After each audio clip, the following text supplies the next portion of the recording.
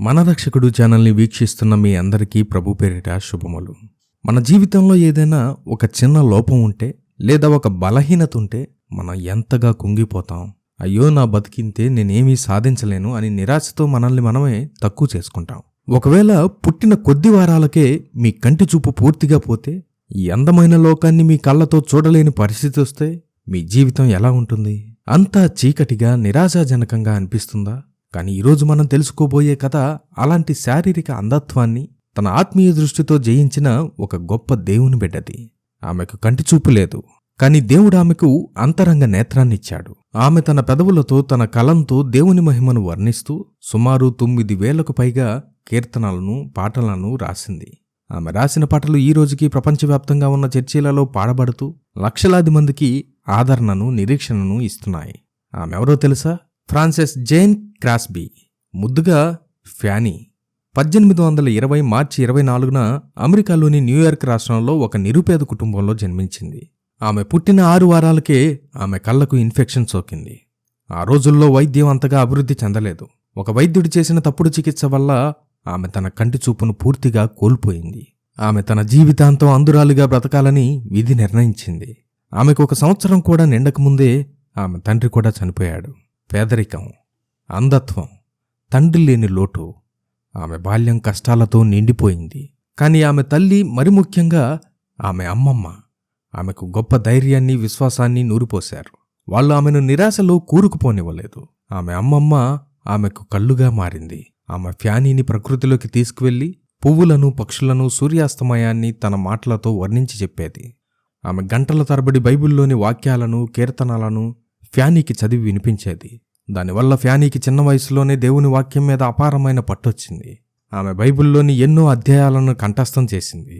ఆమె అంధత్వం ఆమెలోని మరొక ప్రతిభను బయటకు తెచ్చింది. ఆమెకు అద్భుతమైన జ్ఞాపక శక్తి ఉంది. కవితా హృదయం అలవడ్డాయి. తన 8వ ఏటనే ఆమె తన మొదటి కవితను రాసింది. ఆ కవితలో ఆమె తన అంధత్వం గురించి ఇలా రాసింది. దీని అర్థమేంటో తెలుసా? నేను చూడలేకపోయినా ఈ లోకంలో నేను సంతృప్తిగా ఉండాలని నిశ్చయించుకున్నాను. ఇతరులకు లేని ఎన్ని దీవెనలు నేను అనుభవిస్తున్నానో. నేను గుడ్డిదాన్నని ఏడ్చి నిట్టూర్పు విడవలేను. అది నేను చెయ్యను కూడా. ఆ చిన్న వయసులోనే ఆమె తన పరిస్థితిని అంగీకరించి దేవుడిచ్చిన దానిలో సంతోషంగా జీవించాలని నిర్ణయించుకుంది. తన 15వ ఏట fanny New York institute for the blind అనే అందుల పాఠశాలలో చేరింది. అక్కడ ఆమె 23 సంవత్సరాల పాటు విద్యార్థిగా, తర్వాత టీచర్గా పనిచేసింది. ఆమె ఒక గొప్ప విద్యార్థిని. సంగీతం, సాహిత్యం, చరిత్ర వంటి ఎన్నో విషయాలను నేర్చుకుంది. ఆమె అద్భుతంగా కవిత్వం రాసేది, పాటలు పాడేది, గిటార్, పియానో వంటి వాయిద్యాలను వాయించేది. ఆమె తన కవిత్వ ప్రతిభతో అమెరికాలోనే ప్రసిద్ధి చెందింది. ఆమె అమెరికా అధ్యక్షులను, గొప్ప నాయకులను కలుసుకుంది. కాంగ్రెస్ ముందు తన కవితలను వినిపించింది. ఆమె ఒక సెలబ్రిటీగా మారింది. కానీ ఇంత కీర్తి ఉన్నప్పటికీ ఆమె హృదయంలో ఒక వెలితి. ఆమెకు దేవుడంటే నమ్మకం ఉంది, కానీ యేసుక్రీస్తుతో ఆమెకు వ్యక్తిగత సంబంధం లేదు. 1850వ సంవత్సరం నవంబర్ 20వ తేదీన ఆమె జీవితంలో ఒక గొప్ప మార్పు వచ్చింది. ఆమె న్యూయార్క్లోని ఒక మెథడిస్ట్ చర్చిలో జరుగుతున్న ఒక ఉజ్జీవ కూడికకు హాజరైంది. అక్కడ ఐజాక్ వాట్స్ రాసిన alas and did my saviour bleed అనే కీర్తన పాడుతుండగా ఆమె తన పాపపు స్థితిని, తన కోసం క్రీస్తు శిలువ మీద కార్చిన రక్తం యొక్క విలువను గ్రహించింది. ఆమె కన్నీళ్లతో పశ్చాత్తాపడి తన జీవితాన్ని పూర్తిగా యేసుకు సమర్పించుకుంది. ఆ అనుభవాన్ని ఆమె ఇలా వర్ణించింది. ఆ క్షణంలో నా ఆత్మకు ఒక కొత్త వెలుగు వచ్చింది. స్వర్గపు మహిమ నా మీద ప్రకాశించింది. ఆమెకు శారీరక చూపు లేకపోయినా ఆ రోజు ఆమెకు ఆత్మచూపు వచ్చింది. ఆమె మార్పు పొందిన తర్వాత ఆమె తన కవితా ప్రతిభను పూర్తిగా దేవుని మహిమ కోసం వాడాలని నిర్ణయించుకుంది. 1864లో ఆమె ప్రఖ్యాత సువార్త సంగీత స్వరకర్త, ప్రచురణకర్త అయిన విలియం బ్రాడ్బెర్రీని కలిసింది. ఆయన ఆమె ప్రతిభను గుర్తించి ఆమెను కీర్తనలు రాయమని ప్రోత్సహించాడు. ఆ రోజు నుండి ఫ్యానీ క్రాస్బీ జీవితంలో ఒక కొత్త అధ్యాయం మొదలైంది. ఆమె అద్భుతమైన కీర్తనలు రాయడం ప్రారంభించింది. ఆమెకు ఒక కీర్తన రాయడానికి ఎక్కువ సమయం పట్టేది కాదు. ఆమె మనసులో ఒక సంగీతపు బాణీ వినగానే, లేదా బైబిల్లోని ఒక వాక్యం ఆమెను తాకగానే ఆమె నిమిషాల వ్యవధిలోనే ఒక పూర్తి కీర్తనను చెప్పేసేది.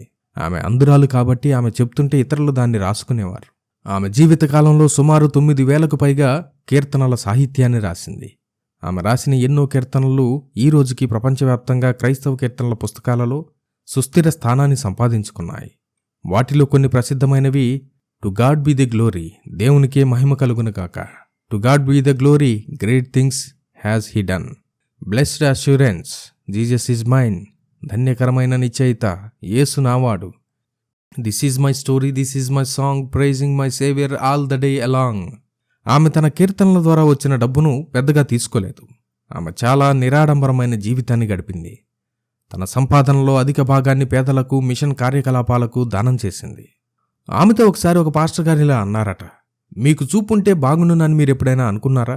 అలా మీకు ఎప్పుడైనా అనిపించిందా అని. అందుకు ఆమె నవ్వి ఇలా సమాధానమిచ్చింది, లేదు, నేను ఈ లోకంలో పుట్టినప్పుడు నేను చూడాలనుకునే మొట్టమొదటి ముఖం నా రక్షకుడైన యేసుక్రీస్తు ముఖమే. My dear brothers and sisters, 1915లో తన 94వ ఏట ప్రభువునందు నిద్రించిన ఫ్యానీ క్రాస్బీ జీవితం మనకు కొన్ని అద్భుతమైన పాఠాలను నేర్పిస్తుంది. మొదటిది, మన బలహీనతలోనే దేవుని బలం పరిపూర్ణమవుతుంది. ఫ్యానీకి చూపు లేదు, కానీ దేవుడు ఆమెను లక్షలాది మందికి ఆత్మీయ చూపును ఇచ్చే సాధనంగా వాడుకున్నాడు. మన లోపాలను చూసి మనం కుంగిపోకూడదు. వాటిని దేవుని చేతిలో పెడితే ఆయన వాటిని అద్భుతాలుగా మార్చగలడు.